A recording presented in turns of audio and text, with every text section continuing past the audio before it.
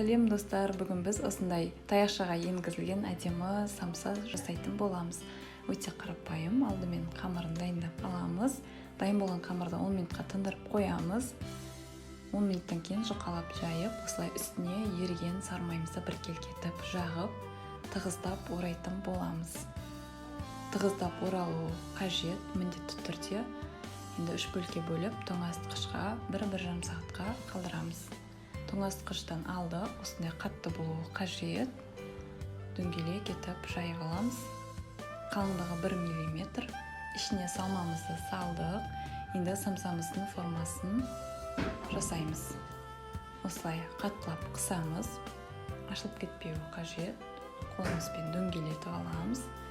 Енді таяқшамызға 3 танадан орналастырамыз. Арасы кішкене ашық қалуы қажет. Міндетті түрде жасап көріңіздер.